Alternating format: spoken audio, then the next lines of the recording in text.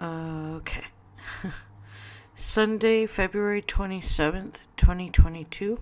I'm too near the mic, aren't I? 9:03 a.m. on this first attempt of making a vlog. Okay. My hands are rough. I've got some dry skin and cracks and whatnot from what I had to do this past week. Okay, so where do I start? Aside from feeling extremely self-conscious and okay, so my last vlog was about WSIB. It was me kind of having like a really tough time. I was overwhelmed with that stuff, and I think it was tied to like an ongoing thing that was on my mind for a while now. In May 2021, last year, my birth family uncle Mike passed away in the first, like in my second attempted term. So I completed the fall. I think it was the second attempt. I completed the fall term and I did well. I got honors. Maybe it was another attempt. Anyway, he passed away. And passed away. So weird. That happened. And so the thing that was on my mind was I really thought it would have been, I thought it was going to be my dad. Because I knew he was in end stage from one of the, from what I learned when I studied, but looked up information about this back in my 20s, and then from his actual telling me some of the stuff when he was in hospital at one of the times when he was a bit more vulnerable about it and open about it and scared about it. Other than that, it was very difficult to have an actual conversation with him regarding it, because he would be in and out of wanting to be straightforward and honest with me about it, and other times seemed to be like it was fine, or I don't know how to explain it. It just wasn't always, it wasn't like we were talking specifically. In fact, over the years when I really had the feeling prior to that things were not going well, especially when he started losing the houses, like the house he'd paid for all my life. I knew things were really bad, but prior to that, I had an idea. I knew that he had to get the money in order. They need help, but he didn't want any help. But I wish I'd had the means to help him anyway. But I can't do any shoulda, woulda, couldas right now, because that's just gonna drive me crazy. It was very clear what was happening, but it's also when somebody is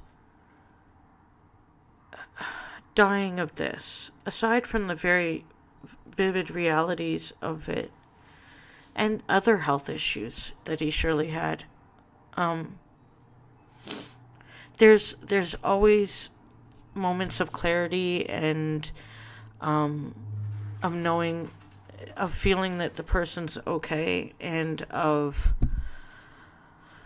wanting to respect their autonomy and all this different stuff. And just, I don't know, a part of me knew, and even with knowing, and even with really knowing, it didn't make it any easier. So when his brother passed suddenly, even though he had his own health issues, it was, I really did think it would have been my dad. And it was a shock. And it was sad. And I was sad for his family. And I know they're technically my family, but I haven't met the birth family yet. And I'd only met Uncle Mike. And I remember being irritated with him because he reminded me so much of my dad. And at that time, it's not that my dad and I couldn't get along ever. We could have the deepest of conversations, and probably the boundaries were blurred due to things that probably I knew him at times more than other people did. I knew him better in some ways, especially when we used to have really long conversations, be open with each other. I felt at one point in my life, or for a long time, that he and I really knew each other more than anyone else knew us. So, and I used to think about, I wish my mom knew me that way. I wish I knew her that way. But at the same time, it's okay. Like, okay, I wasn't gonna cry, and I haven't even gotten to the hard parts yet. So, anyway, his brother passed, and it's an obituary in this really ragged journal. This Once Pretty journal, and it's here in May, and then immediately, like a few days after, there was a fire right beside my dad's apartment building that just had me really upset for my dad. I wanted him to be okay. And then later in November, my mother's side of the family, the grandfather died. But if I keep going in this journal, I get to the obituary I'd written for my dad. Okay, I'm gonna cry. I'm so sorry.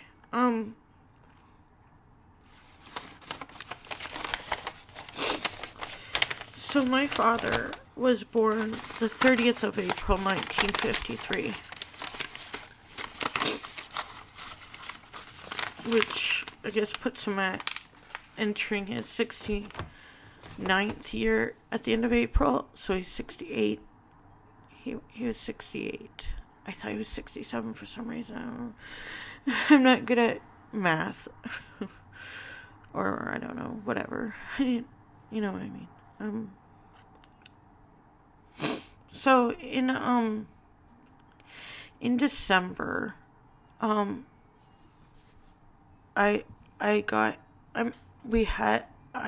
only thing I could really do is get him a landline phone and it came with like satellite TV and internet. He didn't get to do his internet. He lived a distance away from me, and because of the pandemic and that, I just wanted him to be safe. And he was trying to deal with seeing a specialist for his health, though they had delivered a heart shunt and surgery, and his veins were collapsed, so they didn't proceed with that.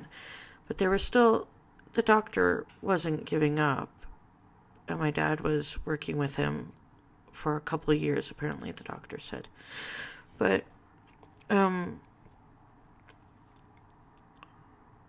okay, so,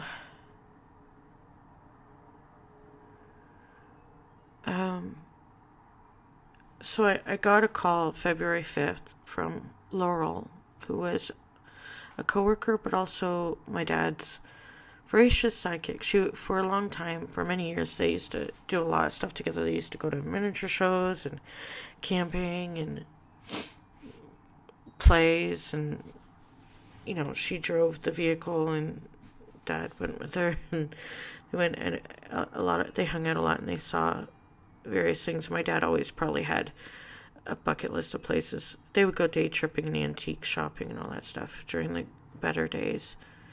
She also took him to his appointments and whatnot. Recent years were a bit more difficult.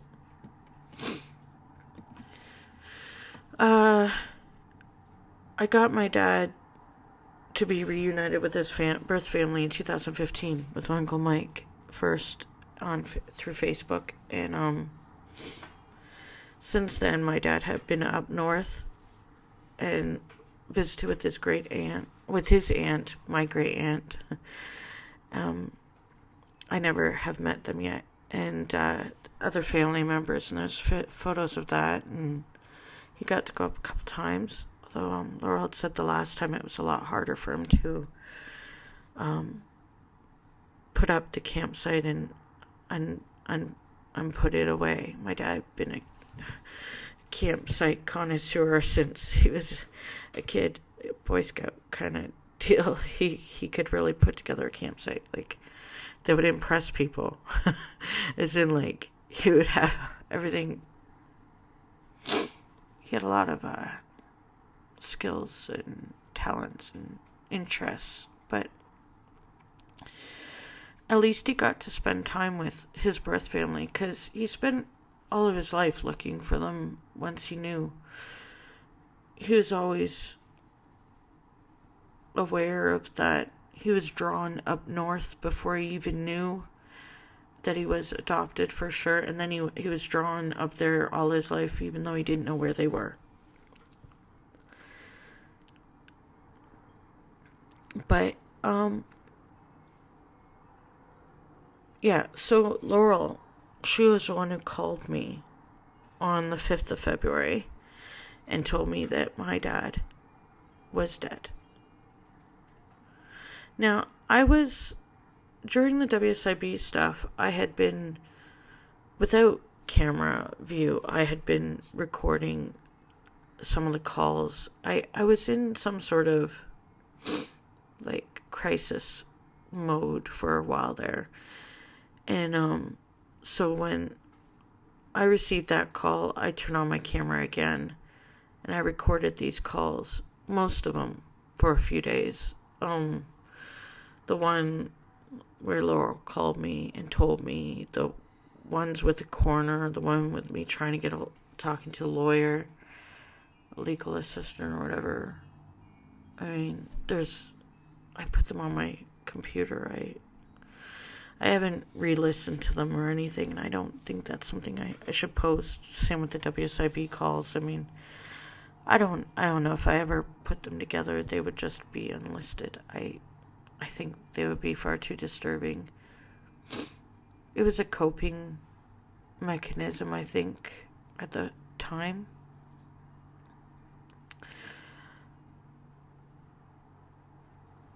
I don't know. Anyway, so he was found because he hadn't been seen for a couple days, and they found him. And he was at the apartment,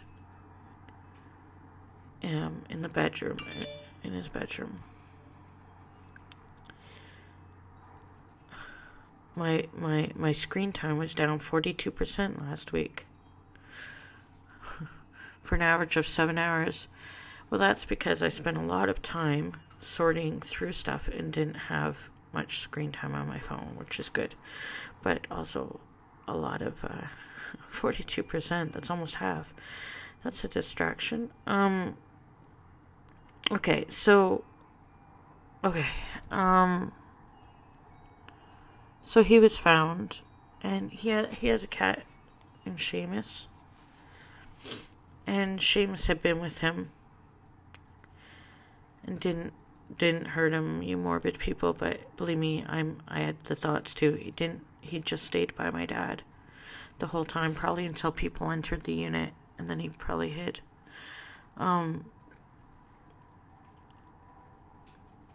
I found out that the cat was still there, my Aunt Terry, who is more like, she's married to my uncle, that's my mom's birth family brother, but my Aunt Terry's like a best friend to me. She is a best friend to me.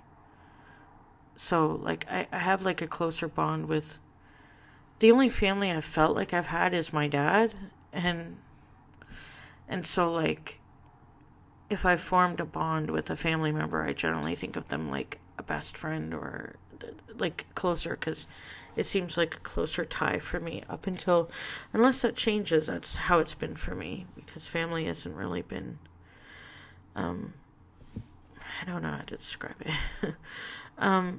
Okay, so she rescued Seamus. Her and Laurel, while my dad was still there, actually, while the coroners were still doing stuff and the police were still outside, and I was here because I had to wait to go the next day. I went immediately the next day to Glencoe. So yeah, this is where we leave off. I have that previous video where I'm talking about WSIB and the factory stuff and how that is traumatizing. And then my dad died in that town where the factory is. So I went from going from that crisis feeling, that spiral, to all of a sudden having to get train tickets and go to that town because my dad was there. And yeah, so that's a lot. I hadn't been out in a while. Okay, so first things that had to be done. When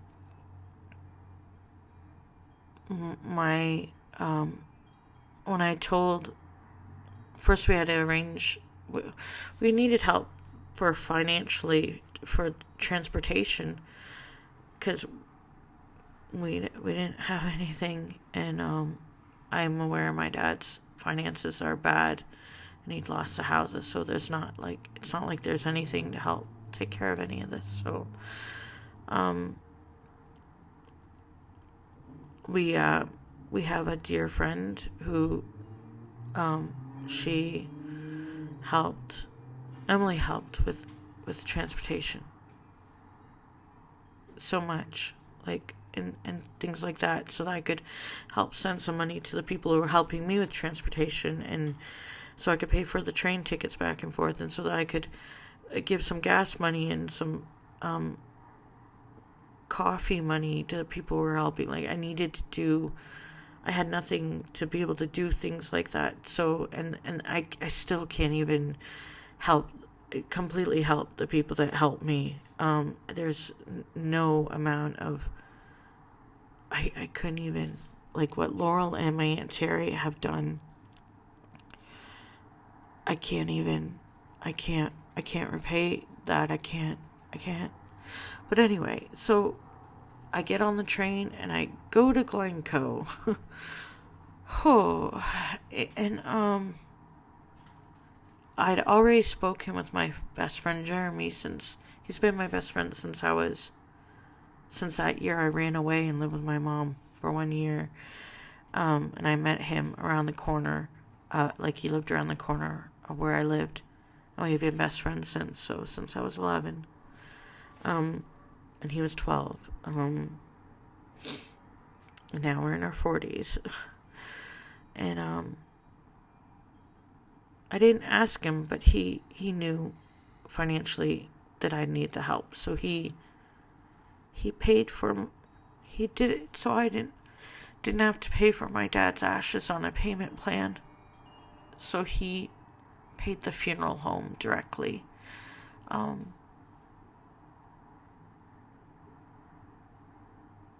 It was just the basic amount so that you could make sure the body was retrieved and that it would be, that he would be taken to be cremated, and that I'd hand over all the ID, and that they would notify all the government stuff and cancel that stuff, and that stuff.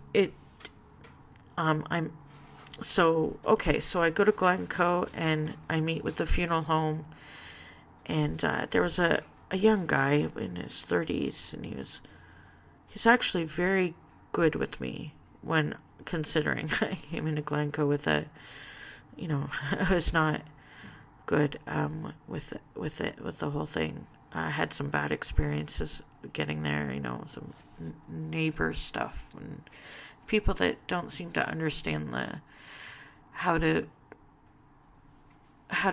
be around somebody who's just lost their father. Very, oh, it's very bizarre if I told you guys the things that happened that were upsetting, but I won't go into too much, I hope. But I met this great funeral director.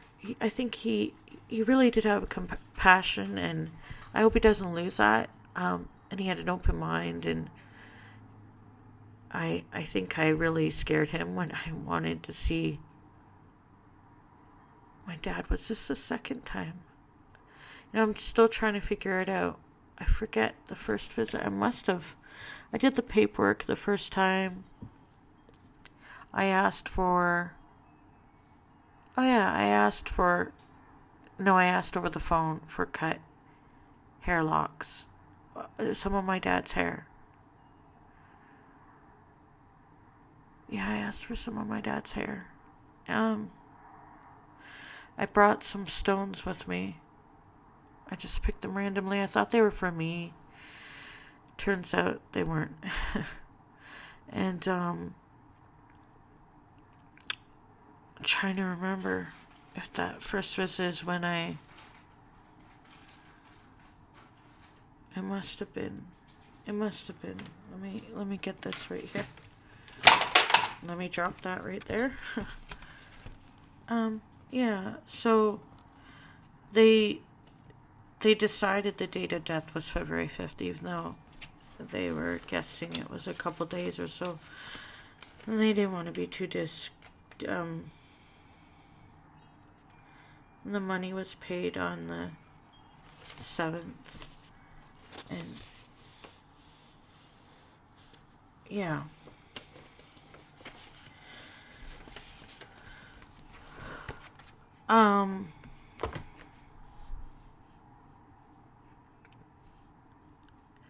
So,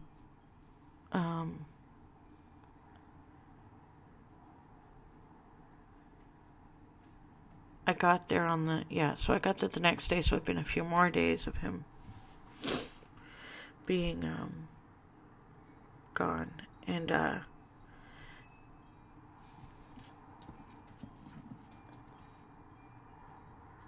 he had,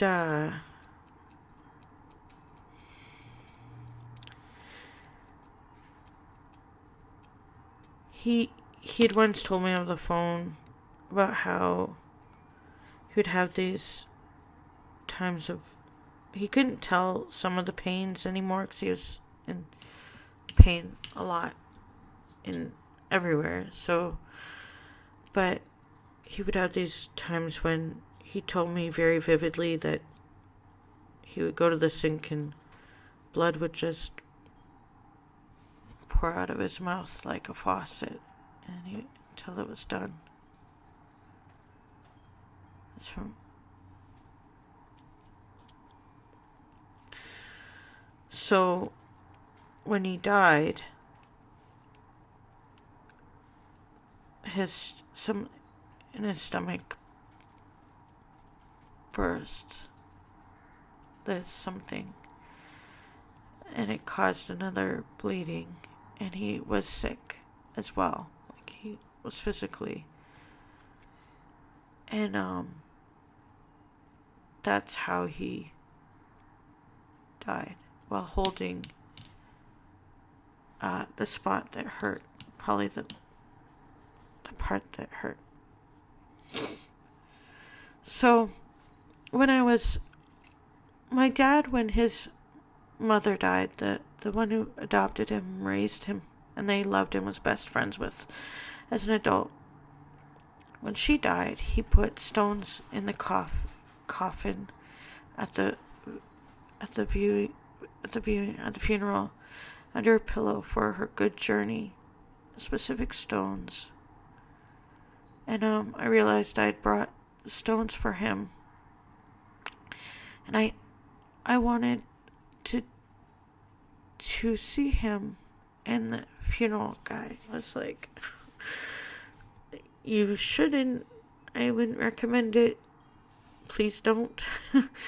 By that time, I'd shared enough info about my dad, because I really didn't want him to just be, I said, I don't care what people will say, he's more than just how he died, or what he'd lost in the recent years. He was so much more than that. He'd lived so much more of a life and done so many things and had so many more interests and known so many people that I didn't want him reduced to Glencoe. And some of that might have been projection, but it was true too.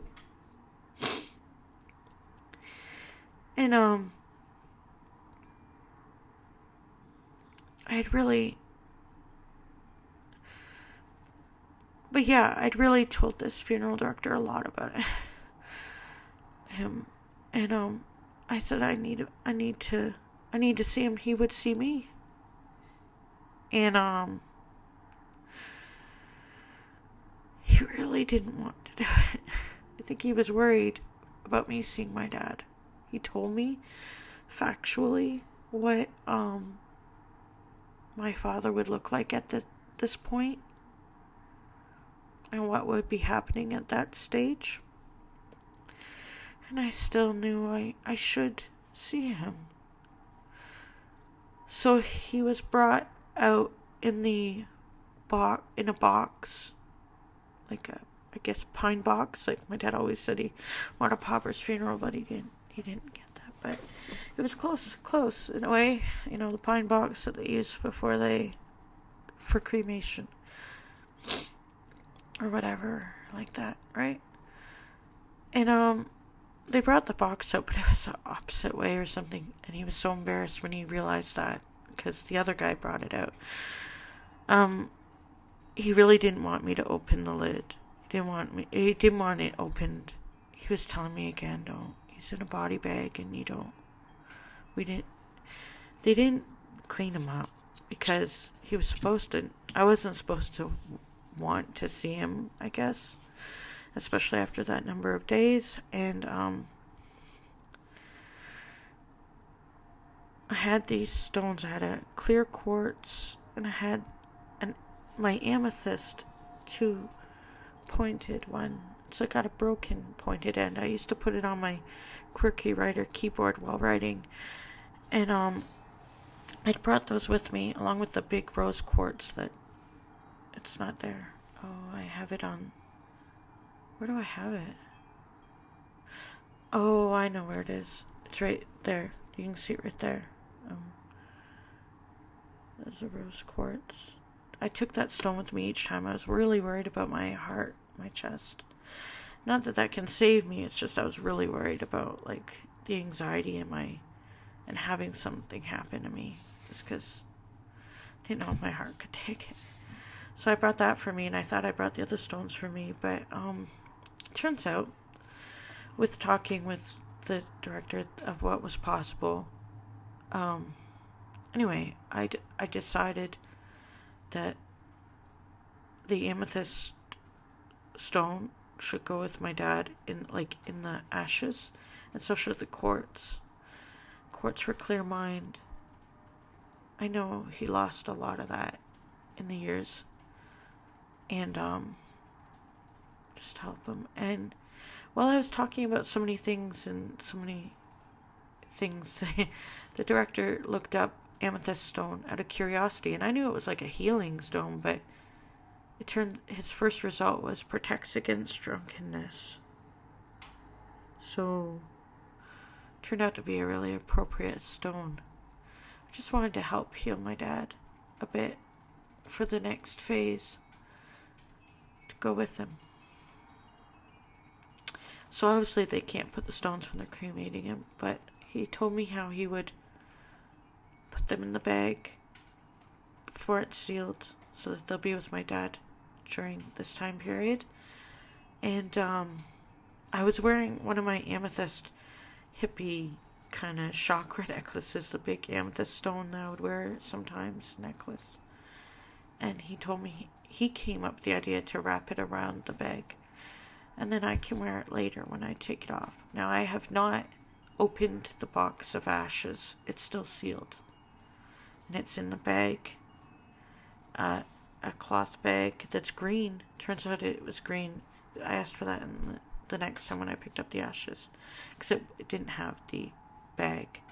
And then he picked one and it was green, and that's kind of really appropriate given that he was of Irish heritage, I guess. It's funny because we had talked about it being probably a purple bag, but it was a green one. And then that's in like a big in the box, a little cardboard box. Well, no, a little heavy, heavier than you think, is in the box, and then the bag is around the box, and then there's like a carrying bag with like the funeral home sign. You know what I mean? But anyway, so he's got I'm there touching the box, the big box. My dad's body's in there, in a body bag. And the funeral director, I swear he was scared. He was so scared that, not scared, but worried for me. Worried. I think he was worried for me. He said, I can't stop you if you do it, but I wish you wouldn't. And I felt bad for him. I mean, I'm sure it would have been traumatizing for me, but at the same time, part of me felt like I should. That he would. That my dad would. So that's something I just have to struggle with a little bit. The only thing that stopped me from opening... So he opened the lid. And he told me that my dad was in the position that he was in. And they didn't do anything like that or anything. They didn't touch him. Except to cut some hair. So they didn't clean him off. But I have to remember that means that his cat Seamus's fur was all over him. And that's a good thing, because my dad loved Seamus, and Seamus was with him through the end. When my aunt got him, she saw black masses of stuff in his fur and was worried he might have fleas or something. But it turned out it was my dad's dried blood, so it's all brushed out, and he's all good. He's a very beautiful cat, and he's very friendly and purry and everything. But that shows just how close he was to my dad. He stayed with my dad the whole time, which is amazing. Or he laid on the floor near him. I'm pretty sure, though, he would have laid around him. So, anyway, I have to remember that, because I can't, get too upset with myself for not cleaning him off. Sorry. So it was only through the bag that I touched my dad's hands. They were holding where it was painful. They weren't moved. They were clasped. Sorry about my fingers. I touched his hands, and then I touched his head, his head. He was smaller. It's a very human, vulnerable.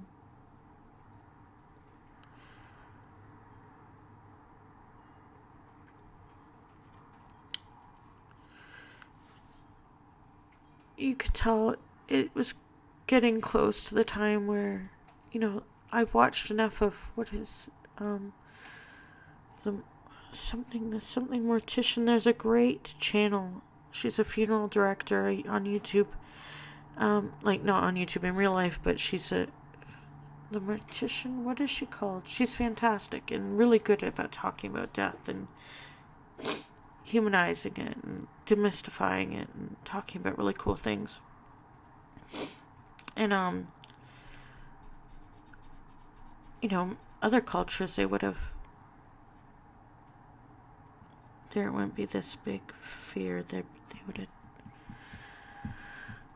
Anyway, I didn't open the bag, and because the guy really looked scared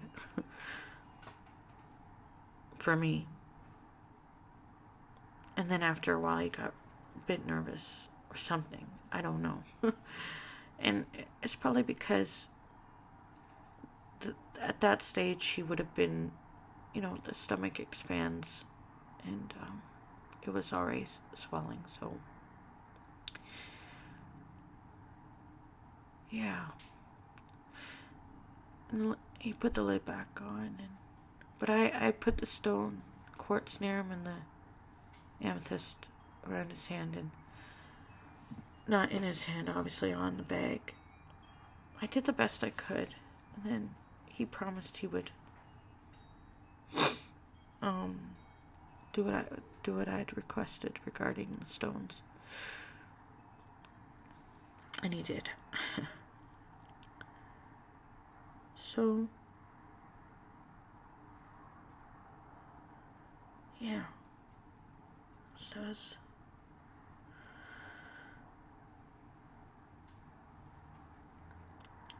in dealing with being back there. Well, the apartment building was where I had my first apartment as a factory worker and on my own. And then my dad had been in an apartment building that shares the same back lot. And then after his separation, I told him he should get a nicer apartment if he wanted one. When he had been separated and divorced from my stepmom. And he got the apartment beside mine, but out front. My door was out back. And so he ended up back in this apartment after losing the second house. And this is... So... Yeah. I ended up back where... he ended up back there. It was, tough. It was tough.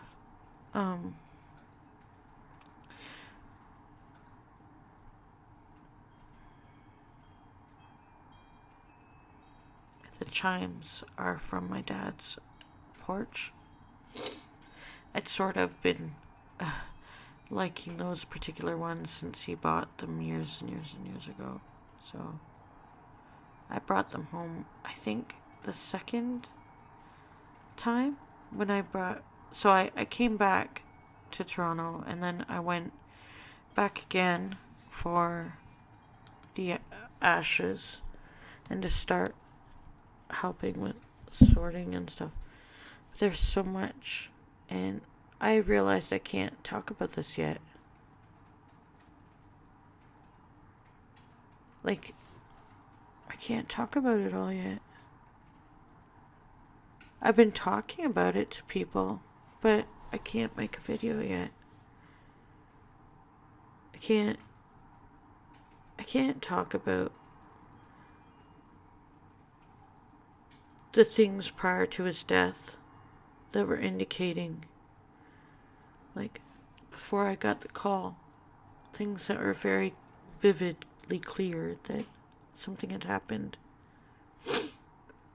Like, not premonition, I don't know how to say it. Signs that it had happened. And I can't talk about how he'd only had the phone about 2 months. He didn't have enough time to get a hold of everybody he would have wanted to, but he got to talk to some people.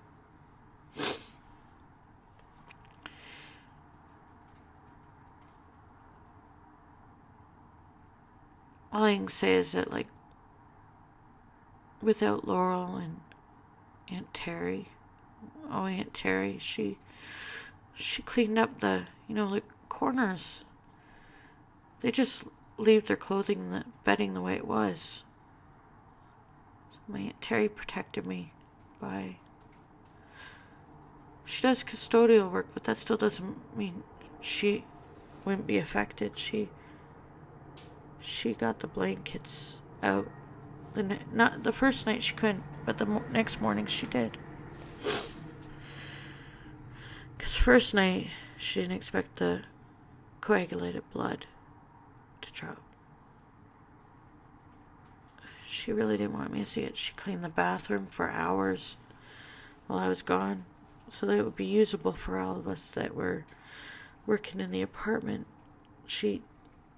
And they both were amazing, and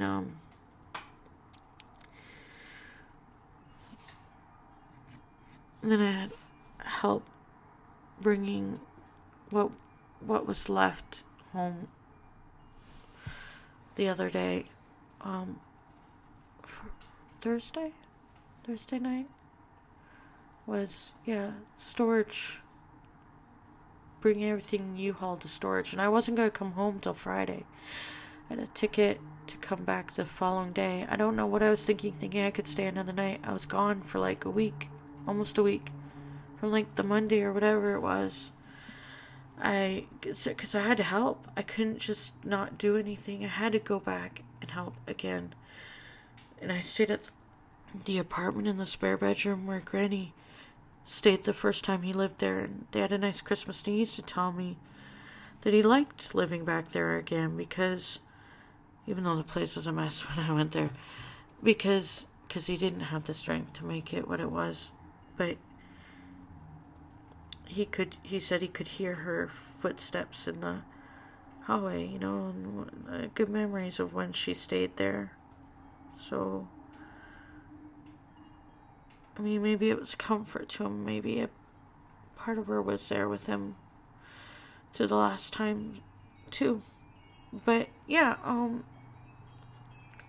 I spent days there, and I don't know why I packed books. I packed books to read. I packed my paper journal, and I packed a new paper journal, because I only have a few pages left in this one, and I really want to be done it. I don't know what I thought I was going to do. Like, in my downtime of sorting through boxes and bags and things of papers and receipts and everything he could have ever kept, like, that he could, and unpacked boxes that were never unpacked from the house or whatever. What did I think I was going to do? Just, like, relax after and read a book in the apartment where my dad died? I don't know what I was thinking. It was just basically, like, on phone calls when my phone could do it. There was a lot of, like, it was one bar there for my phone, so it wasn't very good. It was weird. It was really weird. But that's just how it was. And then there was dealing with the realities of it all, like things I had to do. And I couldn't even do it all because I still don't have a copy of the will. The lawyer, the legal person hasn't gotten back to me since. And me and the other executor, when we found out that we're the executors, it was going to be signed over to me to handle, but we can't even do that yet, so I don't know what's happening there, like when I'll have that, because I need that to be able to close his bank accounts. They'll probably have charges on them still, like with it going this long, and I can't do his taxes. He hasn't done taxes since 2018, from what I can tell so far. When he was losing the houses, 2019. That's when he lost that. Yeah, I can't do the taxes yet. I can't do that. I can't do this without something that says, like, I tried to close his mail from the funeral home, because the director was like, you got the death certificate, you should be good, and you have his ID, the whatever. And it wasn't enough. You have to have that, like, thing saying you're the executor or the lawyer's stamp. I was literally carrying my dad on my shoulder, like in a bag, and I had the death certificate, and I couldn't close it or forward his mail. So that was because the computer needed more specific, it needed more, so I didn't get stuff like that done. But we had bags and bags of garbage and donate, and that was hard. Doing the clothes, I had to throw everything out, and I didn't want to. I mean, the first night I took his Posty shirt, and I brought that home. Well, the time when I came home with his locks of hair, I think that's the first visit. Because after I'd already told the funeral director what I wanted, I brought his postie shirt home, so I'd already done some sorting. I think it was the first one. I don't know. It was one of the... Yeah, because the ashes, when I brought the ashes home, I'd already had the postie shirt in the drawer with his hair. Yeah. But... So I should have kept his millwright mechanic overalls. He'd always been a millwright, always been a journeyman. But at that point, if I started, I was really breaking a bit. And I had to get harder. I had to, or I wasn't going to be able to do the things. And so I was told to just put it in the bag. And I did. Bags of his clothes on the out front. And at one point I did go out there and I was gonna rifle through to find his overalls anyway. I mean, there also was his old pants, his old work pants that I remember from childhood, and shirts. And I was gonna keep something, but I realized how it felt trying to find the stuff in the bags now. It's quite overwhelming, and how I had to let it go. And that me having that piece of clothing didn't mean that he wasn't a millwright or that I'd forget. There's so much to remind me that he was. So I had to let it go. Yeah, the clothes part was tough. And then of course my dad has boxed clothes of his underwear because he didn't unpack everything from the house when he had to leave it and go to the apartment. So you'd think it was just a box of underwear, but no, precious photograph heirloom tucked inside, random papers. Every single thing you could go through had, what might appear junk, and then here's a printout, an advertisement from an old newspaper in St. Thomas, Ontario, that has a printer name on it that was at the address of the house my dad owned for so many years. Just little things. He kept so many things. So you'd almost be afraid to not go through something. Then some tucked away money, but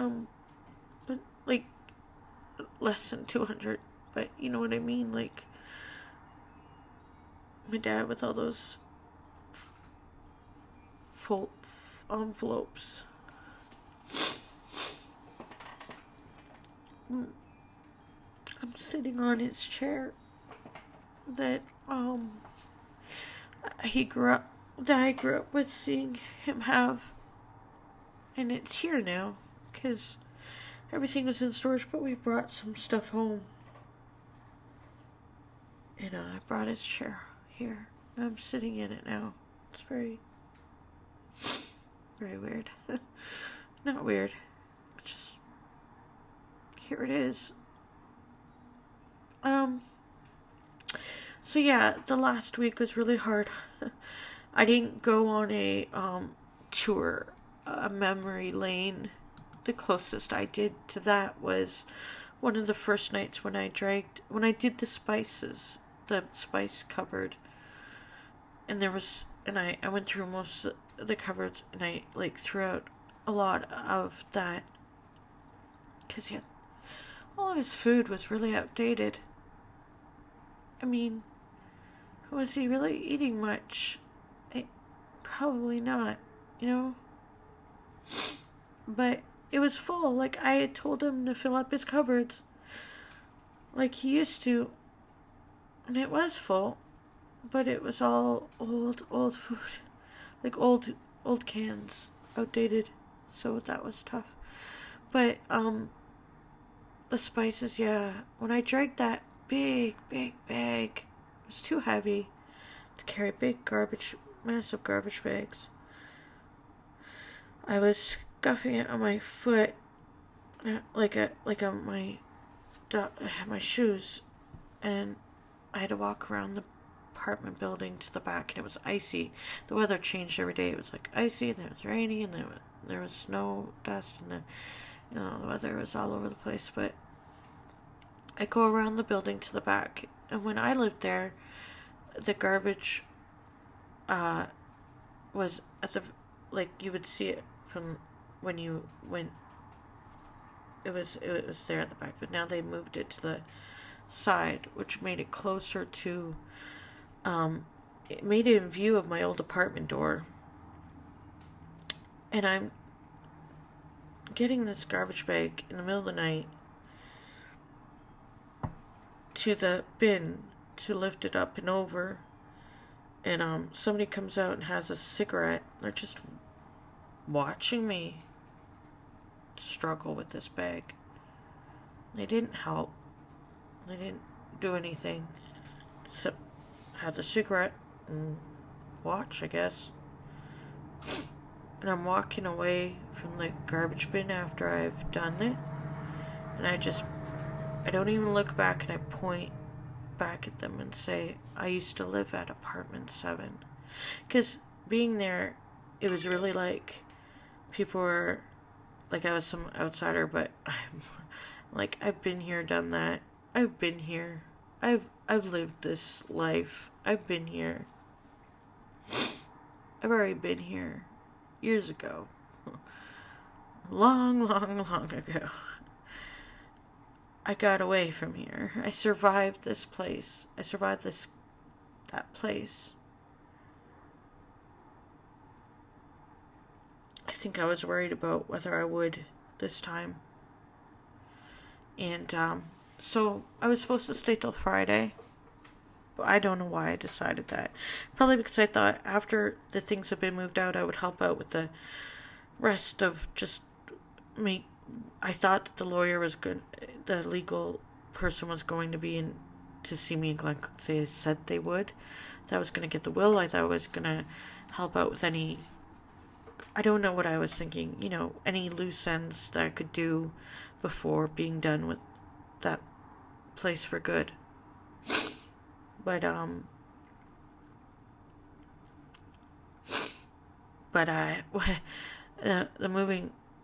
the U-Haul truck, when it was there, turns out it was a 3-seater cab. So I was asked prior to its arrival if I wanted to come back in it, and I knew I should. I knew I had to. I couldn't spend another night there. I don't know what I was thinking I could do it. Each night got progressively harder and weirder. Weirder. I mean, we had done the best we could, but it was... And... yeah, I didn't want to spend a long time there, and I had been there for days. So yeah, I ran away. I think I put it to Laura. I said, okay, if there were 2 options, what do you think I would take? Take the U-Haul and run away, or stay here another night? She's like, run away. Like, yeah, that's what I'm gonna do. Again. But I did. But thankfully they understand, and they had things under control, and they've been taking care of things. I wasn't even gone yet, or was I? No, I was back here, and the news of Seamus getting a foster came through, and I'm grateful, and I hope it works out. I really do. That's a special cat. That cat is very special. I'm not just saying that. I mean, he's so loving, so loyal, so fat. But he was my dad's cat. So any cat of my dad's is generally special. But especially special was this cat. And he did well at my Aunt Terry's, and and loves her. You can see in a photo he's looking up at her with loving eyes, but it would be good for him to have a home, so I hope it works out. I won't know for a while, but that was like a main concern for me, just so my dad won't be worried. is that the cat is okay? I know for people who think I should have taken him, I couldn't. I live far away and I have 4 cats. I rescued, we rescued, adopted 4 cats years ago. Vincent, Pico, Smudge, and Chai, and I can't disrupt. It wouldn't be good for Seamus, and it wouldn't be good for them to. That would not work out. Plus, I'm still in this apartment, so I just couldn't do it. But I'm really hopeful that it works out, and if it doesn't, they're very good about their adoption process, and if it isn't going to work, they'll find him another home, and my Aunt Terry would take him back, and then, you know what I mean? That'd be very disruptive, but, it's been other things. While there, the last few days, I was like, how can it be the 25th of February when my dad just died?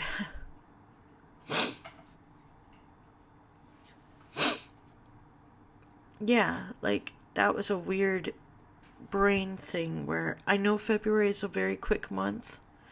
It goes by quickly, but, like, how was it possible that my dad had just died, and yet here we were near the end of the month already, and he just died, but how are we here at the end of the month, and we finally saw, like, things all boxed up and leaving the apartment, and how was it possible? How could he have been gone already this amount of time? Time was very strange there, and it's been strange. I mean, you talk about COVID time, talk about that.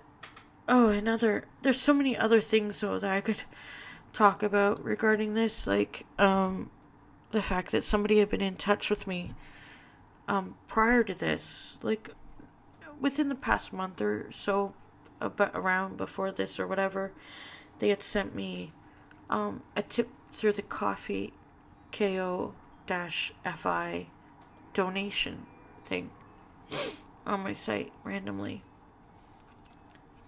They sent me something, and they knew me from years ago when I lived in the beaches, and then we were in text conversation and in touch, and then their father died right after my dad died. It was really bizarre. That's a weird reconnection, I don't know, there was a lot of different things happening. It's just there's a lot of things. I can't talk about it all. And I don't want to, but yeah, I'm at home, my apartment, our apartment, the apartment. I was so grateful for my cats when I came home. I was so grateful for the view. To be here. To be safe. To have made it back. To Via Rail Canada for refunding my ticket. I only asked about the return ticket when I let them know that I wasn't coming back on the train. And the circumstances. And they refunded me the ticket, the whole thing, so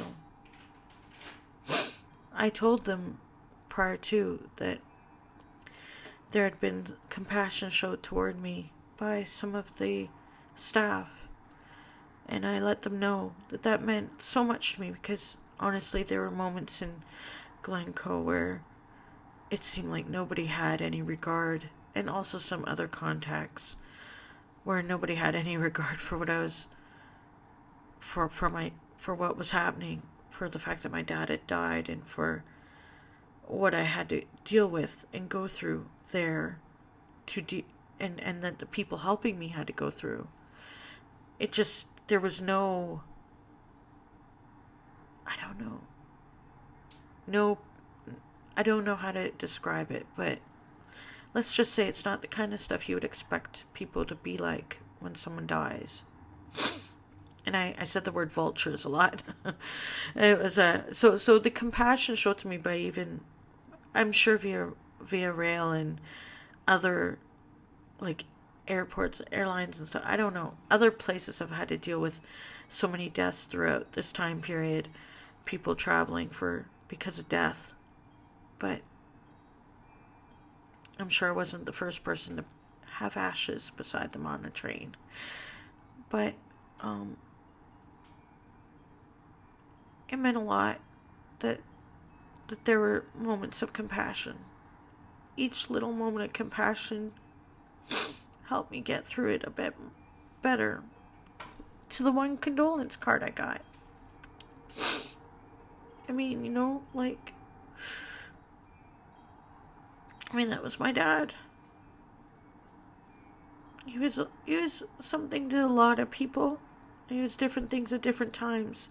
Like, people didn't want me to see him. They that whole thing, like, you don't want to see them like that because you want to remember them of how they were when they were alive.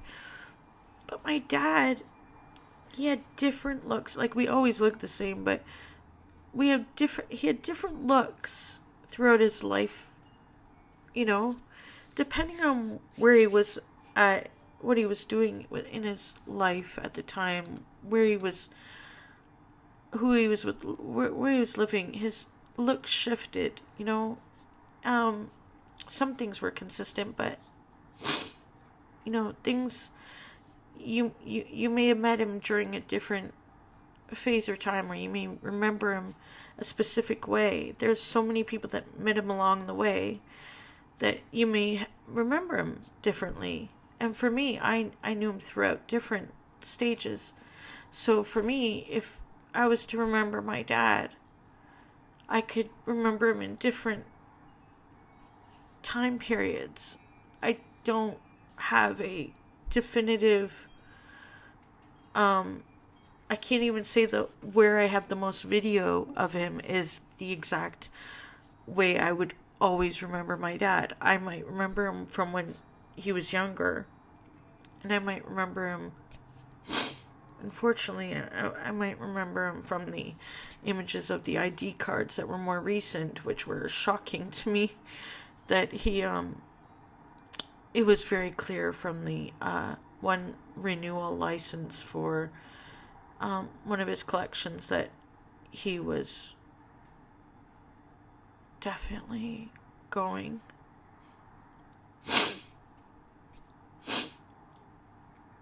I remember not liking his short hair whenever he got short hair. I always liked his Einstein hair when it's all poofy and curly. His long hair, I could give or take with that when it was long in the end, but that's what I've got. I liked it when it had the curls and we all like, see, he liked to get it cut short to look nice for the ladies or for work or whatever. Yeah, so there's just a lot. There's a lot when I think about all the things that he was interested in and that made him who he was, including the pain and whatnot.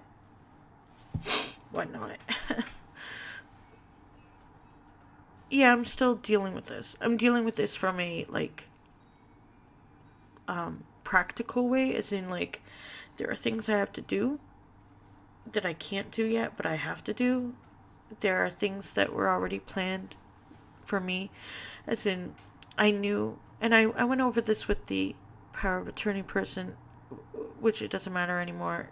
Once he's dead, the living will doesn't count. But I know if he could have redone a will, she would have been an executor. So we worked together the whole time, Laurel and I. But I also went over this with Sammy, who was an executor on the old will that I'm on. Well, the one that's from years ago. That the places I know I should take my dad, the ashes. I've already talked to his birth family and the great aunt, the great one, she will do a stone with, like my dad's names on it, his birth and adopted name somehow.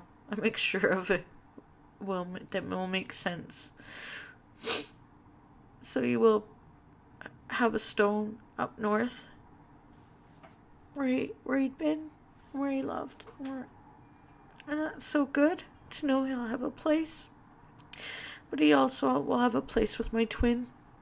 I'll be putting him with the twin, and I know I want to be with his mom. He can be anywhere he wants now, but you know what I mean. Like, I'm just gonna...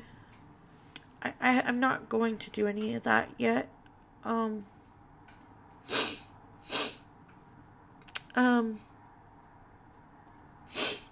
Yeah, sorry.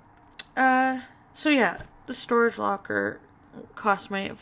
If he didn't have a part-time job, we would not be able to do this, so thank goodness. The timing just worked out that he hit his 3 months right before my father died. Before my father died. And then he was able to take some bereavement days. I mean, the timing is just... And then Valentine's Day happened, and Family Day is a new day in Canada. All of this is in, like, the same month. And, yeah.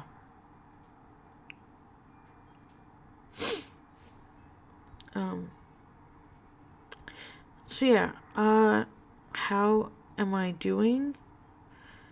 The nightmares when I got back here, I had nightmares there starting, and then I got here home, and I was grateful to be home, but, when the pandemic started, my nightmares that I would have anyway every day before then, because of PTSD, anxiety, etc. My doctor had helped with something that would soften the edge.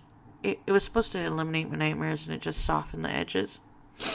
But that was already starting to have a problem, and now, yeah, I would say that my nightmares the past few nights are gruesome. Not about my dad, just in general, getting back to that level of horrifying beyond what I can handle. So I'm gonna do what I can to try and help myself so that I won't, because I don't think there's much I can do but work through this. It's getting scary though, so I have these ideas for myself. One of them includes finding support, like, for not just grief, but for what he battled with. It wasn't his only illness. It's not just his only thing that he had, but the main thing.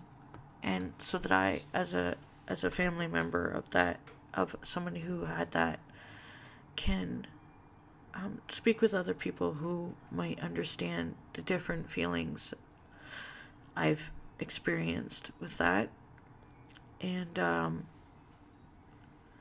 I've got a plan to write and read, and that sounds like me always listing the things I'm going to do, but I realized that from all his interests and all the things he had been able to do when he could, that I have a lot of varied eclectic interests as well, and a passion for things, and interest and curiosity, and that why not give myself the time to explore those things. And maybe I have to structure that time for myself, but it'd be healthy to work that muscle of reading and learning and letting myself be interested in the things I want to be interested in. So basically turning to a life of study and personal study, and something that came up again was Cut It Out, a zine I had, a newsletter zine something that I did years ago. Oh, a bit of dandruff on my clean hair. That's too bad. Because my hair's clean. It's just, when the scalp is... So, I'm gonna do Cut It Out again. And it's gonna be by mail. It's gonna be tangible form. I've got an old issue still in the works, and I already had the ISSN number from years ago, and so I've been in contact with the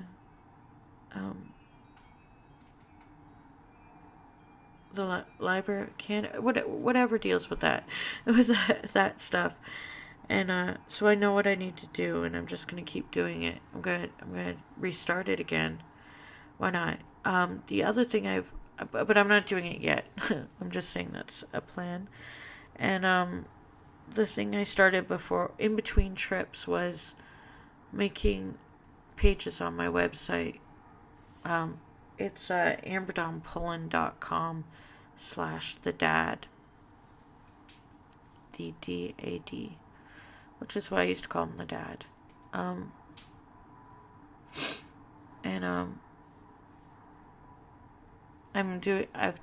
posted his obituary, photographs, which we've been scanning his documents and photographs, his adoption story stuff, his work resume, which he's really proud of. He kept it. Well, he used it for practical reasons, but he kept it so long, so it's all there, his whole work history,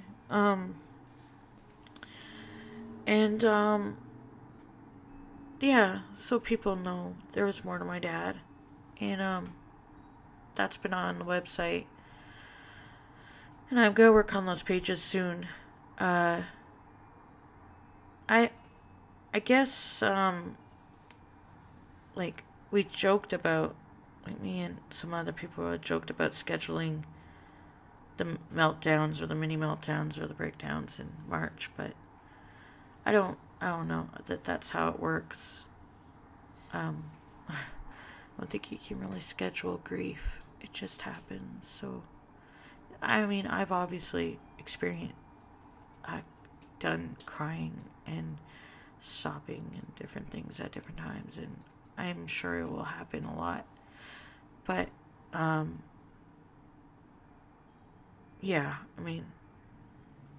there's other things too. The people that,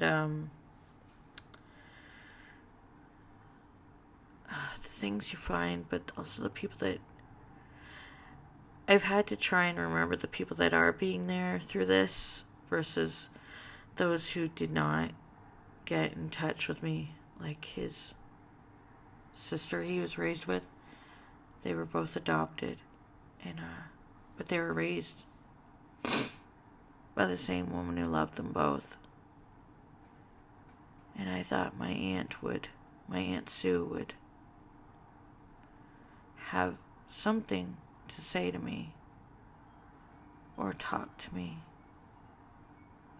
And one of the things I found on the last few days was this photo he kept of her when I was growing up, in this curved frame with her with a horse, standing with a horse.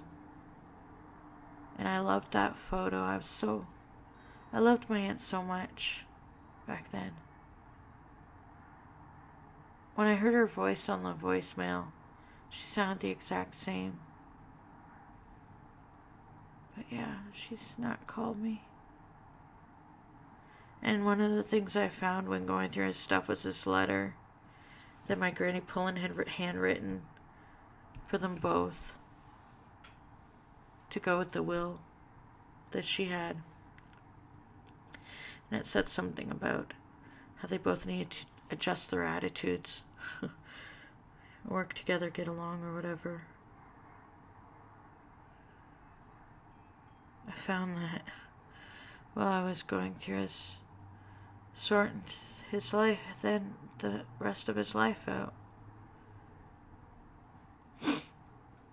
It made me sad, because I was like, she's the last connection I have to the family that he was raised by. I guess not good enough to, one of the last things he told me in one of our calls, and I had corrected him, was about her. And I think he was just shuffling through, like, I think maybe he tried to reach out to her. I won't know until I see the final phone bill. I don't know if he tried to reach out to her or if he just knew he couldn't anymore. And, he said something about something she had done when she was younger. Need help pay for, or running off to France and getting something done or whatever. And I said, Dad, that's for her to tell me if she wanted me to do. I'm trying to correct him on some things that you don't tell somebody else's story. Now I get why he would have said that. I think he knew this was going to hurt me. That probably she wouldn't be there. I'm guessing he had a feeling.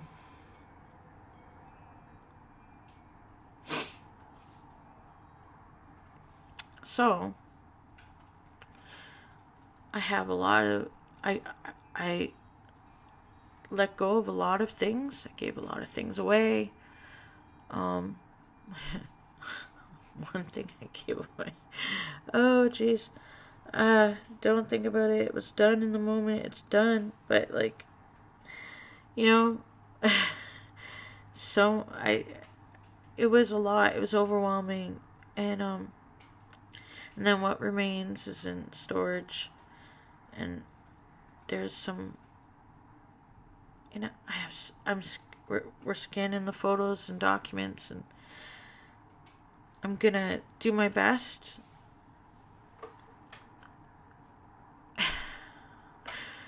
I decided that I will have to write down and make sure this stuff does get certain things, like especially the paper, the letters and stuff that my granny Pullen had even kept, and both they were death books or something of relatives, death registries or something. All that stuff needs to go to some historical kind of thing.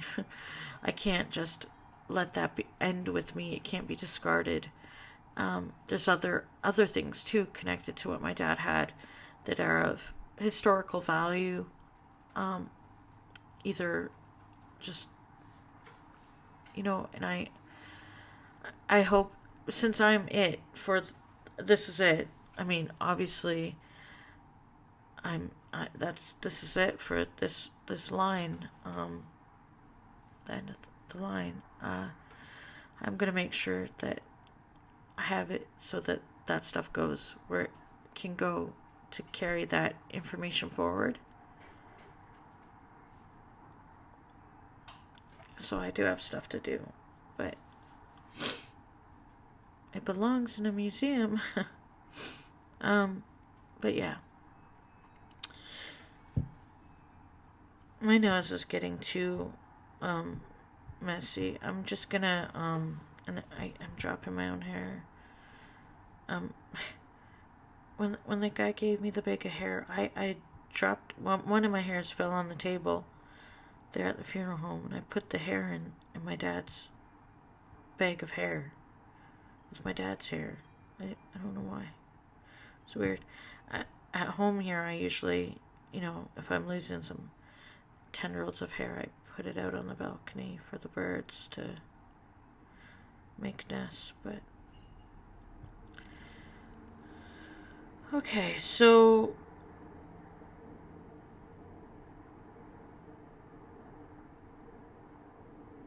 Yeah, there's so much more that's interesting and sad and upsetting. Oh, people. And then just the thoughts that come to you when you realize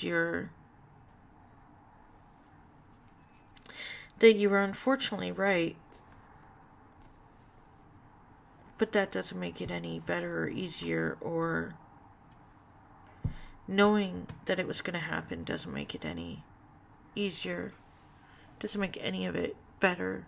There's no satisfaction of it. There's just this,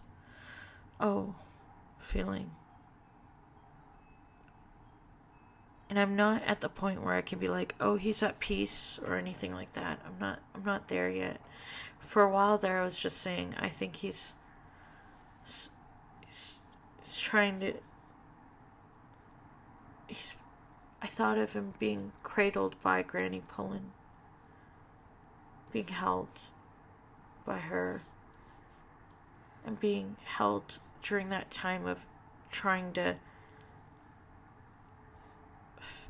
be repaired so he can be a healed soul moving forward to whatever he wanted to do, if that makes sense. I don't know how to explain some of the things that happen along the way without, there were things for stories, I could tell you of things that happened for me and for someone else that was helping out, that were just, talk about communication. One thing I can tell you, if you feel you are open to this stuff and you feel that the other people might be open to it, I don't recommend bringing your father's ashes home and then putting classic rock music on shuffle, even if you have 4,000 songs. And don't you dare challenge by asking a question out loud. Weird stuff happens. Or saying things. It's kind of, oh boy, did some stuff happen. But, now it's mostly, it's been, this is a time of,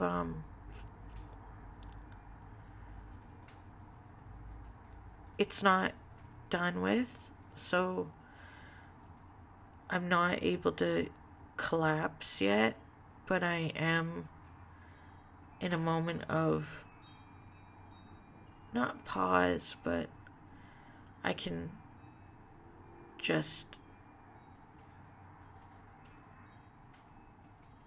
I could finish this paper journal. Finish this paper journal. That's what I can do. And I'll do that, and then I'll start a new one.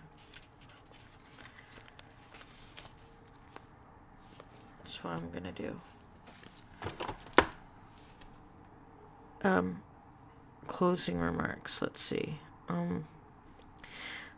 More than one person told me this experience really made them think about their end of life affairs, getting things in order as far as not having their child go through what I've gone through. I know I'm an adult, but I'm still his daughter.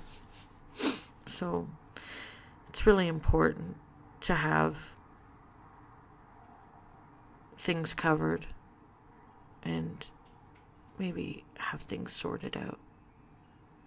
I mean, you don't know, but there's some things you can responsibly do to make it a bit easier for people who are going through this, for those that might be left behind after you're gone. Not everybody has the luxury to do much, but whatever you can do to help make it a little easier, what would be good? I think my dad was trying to get things sorted, but it's just too much, too overwhelming, and he didn't have the strength and stuff by the end. Another thing that was told to me was another lesson. What was the other thing? No lesson, but things. What's another thing somebody said? That was something they thought about. And the other thing that was in common with me and a few people were, or at least somebody else, was coming home and cleaning a bit more. Not cleaning, like organizing some stuff better.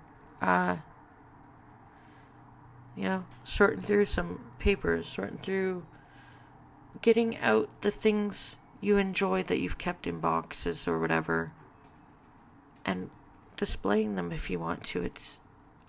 You should be able to, whatever space you're living in, you should have what you like out there and enjoy and appreciate what you have. And if you don't want it or don't need it or don't like it or whatever, you don't need to keep on a hold of it. So basically allow yourself to make your space feel like you live there in a way that feels comfortable, and where you can make special spots of moments of your life. You don't have to, if you're not getting around to that because you're just living your life and moving in the motions of stuff and not really stopping to do stuff like that,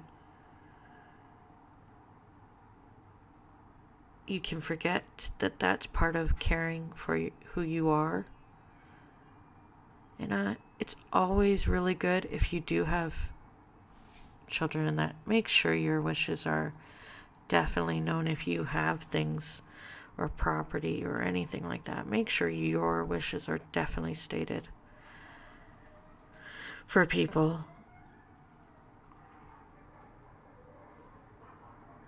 I hear dogs. Are those the coyotes? Yeah, those are the coyotes. Those are the coyotes outside. Yeah, there's some coyotes by the track, some pups. On the day that I wrote his obituary here at the apartment in Toronto, the coyotes were crying. They were very vocal. I haven't heard them for a bit till just now.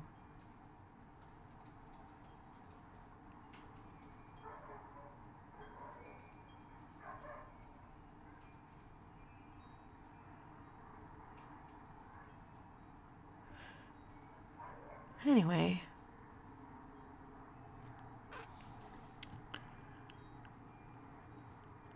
I realize a lot of people have lost and are losing people, so I'm not the only one to go through this or anything. Just saying,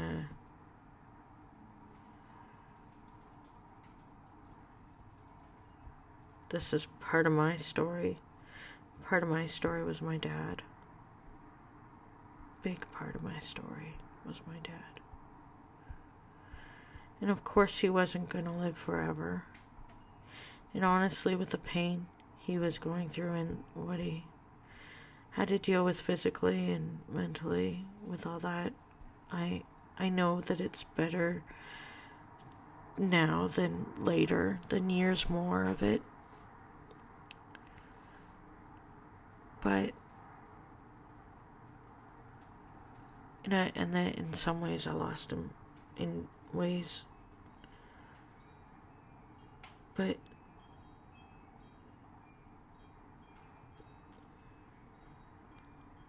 yeah.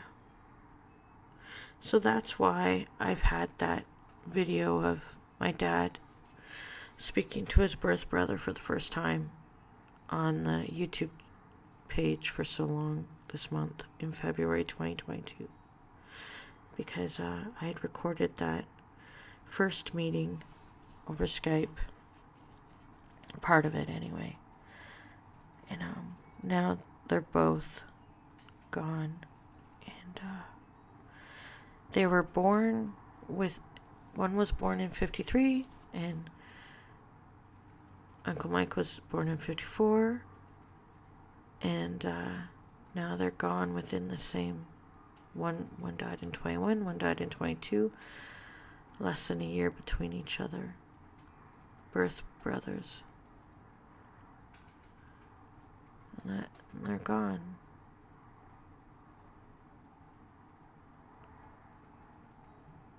And yeah, so one more thing. It's dated 2nd of February 2022. So this is before the official date of my father's death. And I received it on the 8th of February, meaning it was handed to me on the 8th, but it would have been here on the 7th because of the timing of the mail. And it was this card. I get random tarot cards from Neither Day, and I have for years. And this one has got a cat on it. It says Strength. And they're different decks, randomized. Different cards, randomized. I got this before I went.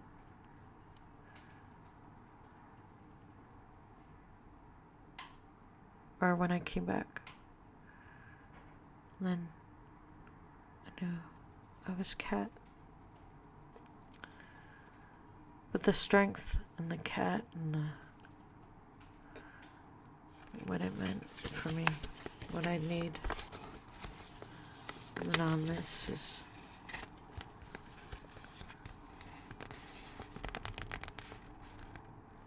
I'd written down the time and date when my dad was cremated officially. The funeral home let me know when I asked them. So I was here. There's so many things to say. I know, an hour and a half, so I couldn't say it all.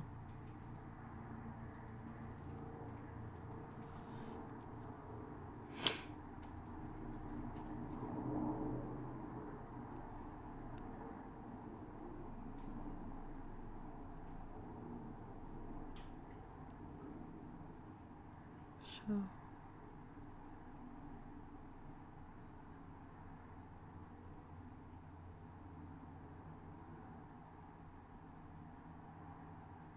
watching a helicopter in the air. The one that usually, goes around in the air. Sorry. Distracted. I woke up way too early this morning. I didn't want to dream or sleep. I stayed up really late, not wanting to go to sleep, and then woke up really early. I should have gone back to bed, but I don't want to. But I am tired. I couldn't share everything about this, but I think I shared more than enough for this video. So yeah, my dad is dead.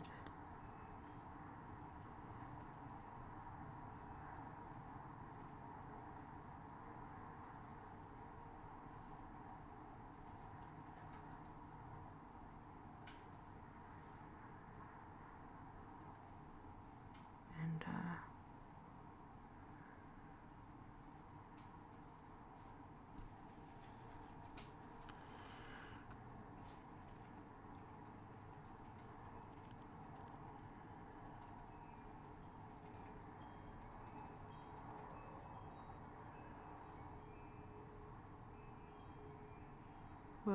what else can I really say right now?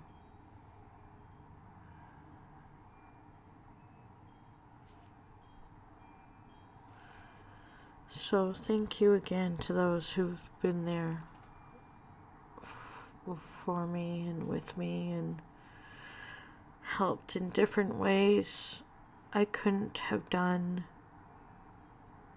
any of this without them, whether it was financially or the labor of removing things and sorting things and all of that. I couldn't have done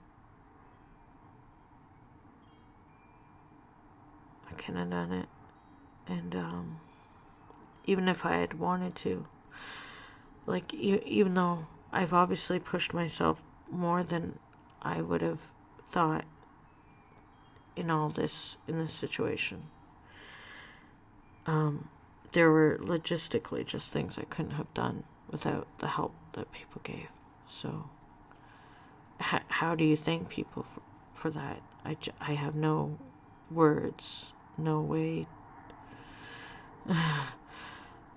So I would say that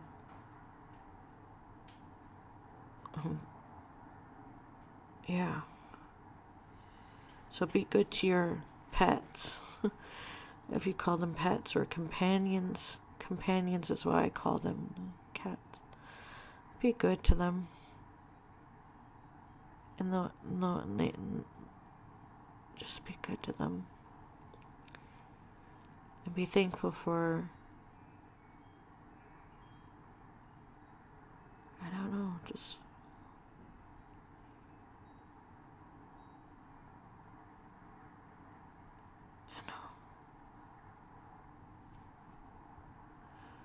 and all the other stuff I said. Okay. So, that's it. That's it.